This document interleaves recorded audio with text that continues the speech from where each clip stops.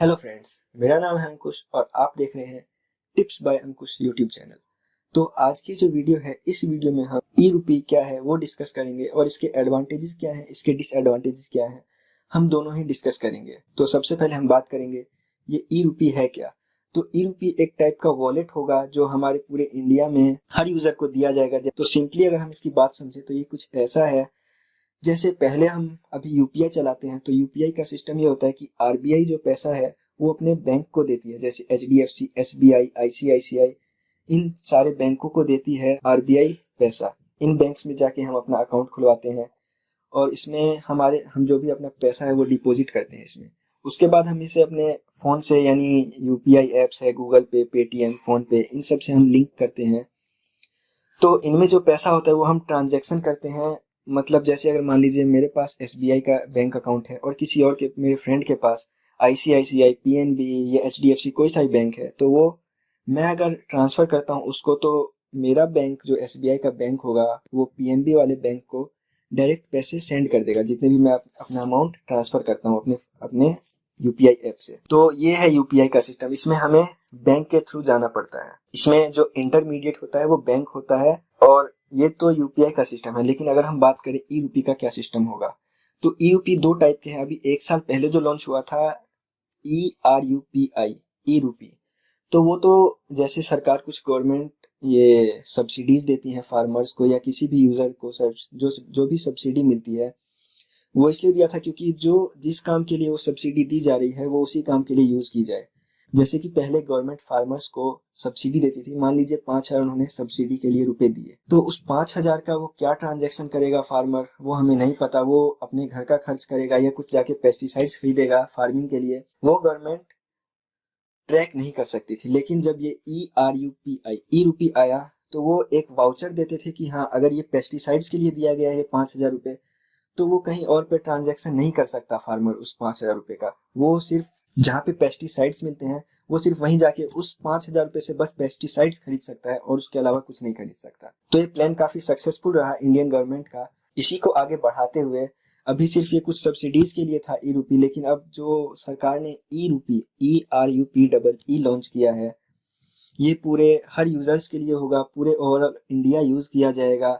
अब जो यूपीआई है उसका यूज कम हो जाएगा, या हम ऐसा भी कह सकते हैं कि ये पूरी तरीके से खत्म हो जाएगा।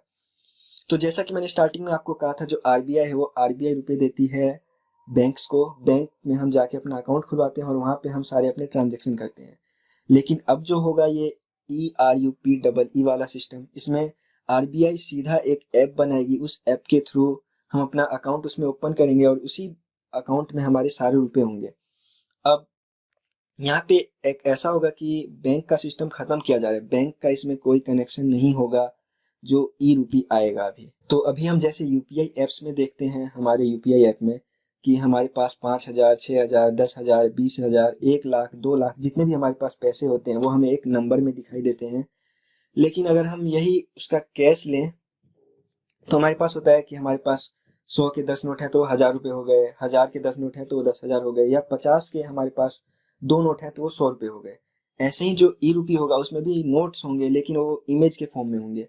जैसे अगर आप मान लीजिए बैंक में जाते हैं अपने और आप बोलेंगे कि मुझे 5,000 रुपये चाहिए, तो बैंक वाला आपको कैश निकाल के नहीं देगा। बैंक वाला आपसे पूछेगा कि आपका ई रूपी एड्रेस क्या है।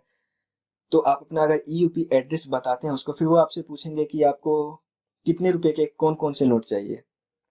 तो अगर आप उसमें मान लीजिए 500 रुपये निकाल लेंगे तो आप बोलेंगे मुझे 20 रुपए के 10 नोट चाहिए। बाकी जो भी बचे वो आप 5 रुपए या 2 रुपए या 1 रुपए या 100 रुपए, जैसे भी आपको निकालना है वो आप उसको बैंक ऑफिसर को बताएंगे और वो आपके ई रूपीज में ट्रांसफर कर देंगे।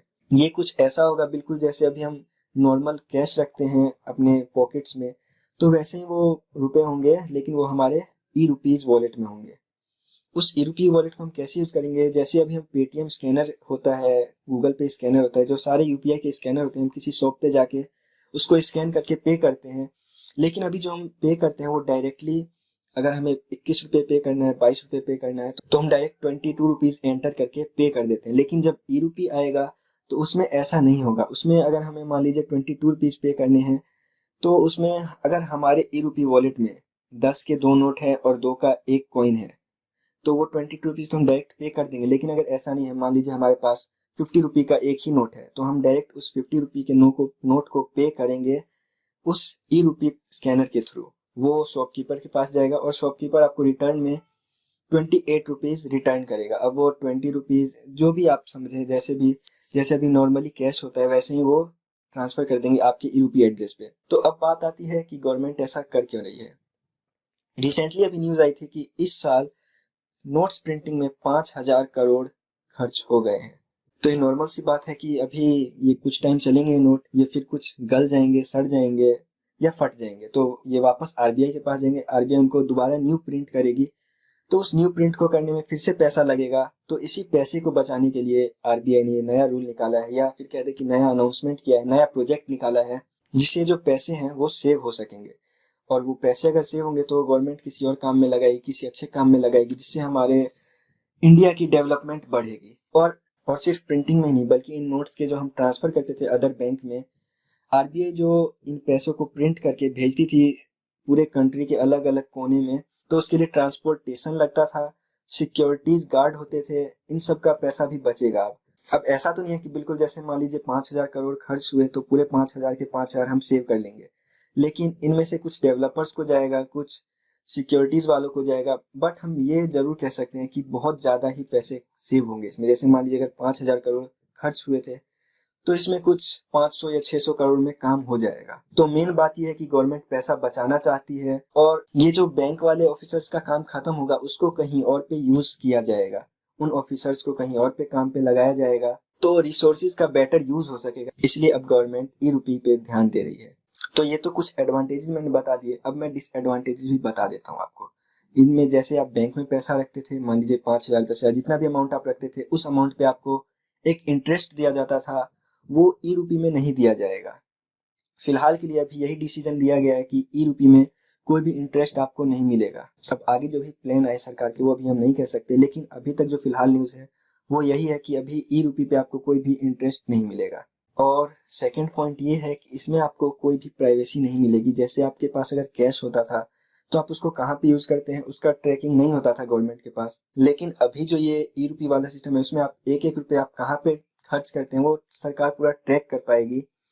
इससे आपकी प्राइवेसी कम होती है और जो गवर्नमेंट का कंट्रोल है वो आपके ऊपर ज्यादा होता है। अब मान लीजिए किसी इंसान के साथ मिस हैपनिंग हो जाती है तो गवर्नमेंट उसका अकाउंट बैन कर देती है, सीज कर देती है, जिससे वो फ्यूचर में कोई भी ट्रांजेक्शन नहीं कर सकता उस बैंक अकाउंट से। लेकिन अगर उस इंसान के पास कुछ कैश होंगे तो उससे अपना सर्वाइवल कर सकता है।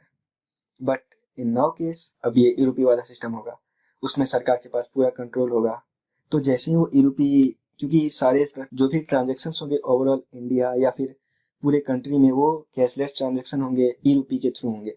तो अगर गवर्नमेंट उसका ई रुपी बैन कर देती है या सीज कर देती है तो वो फ्यूचर में कोई भी ट्रांजेक्शन नहीं कर सकता है उसके सर्वाइवल के लिए। और हाँ, जैसे कि भी बताया जा रहा है कि इसमें कोई केवाईसी नहीं होगी, इस ई रुपी वॉलेट में कोई केवाईसी नहीं होगी। तो पता नहीं वो सरकार का क्या है डिसीजन।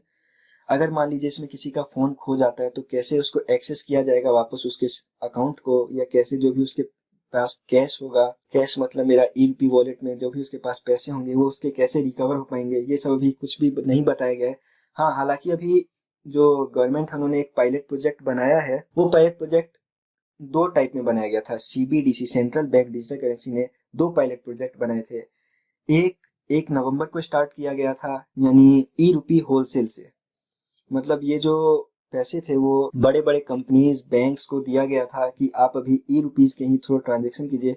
कुछ पिक्स आई हुई हैं अभी इसकी, तो वो आप देख सकते हैं। और एक था ई रुपीज रिटेल में, तो रिटेल वालों के लिए अभी 1 दिसंबर से स्टार्ट किया गया था, जिसमें अब सिर्फ कुछ ही लोगों को सेलेक्ट किया गया था, कुछ चुनिंदा लोगों को सेलेक्ट किया गया था कि आप यूज कीजिए और उसका फीडबैक उनको गवर्नमेंट को वापस देना है कि कैसा, मतलब क्या काम कर रहा है, ये सही है या गलत है।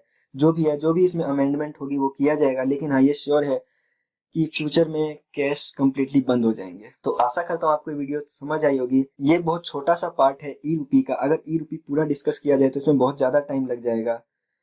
तो अगर हो सका तो मैं उसके लिए नेक्स्ट वीडियो बनाऊंगा। अगर आपको वीडियो पसंद आई है तो वीडियो लाइक कीजिए और चैनल सब्सक्राइब कीजिए। मिलते हैं अगले वीडियो में। Thank you.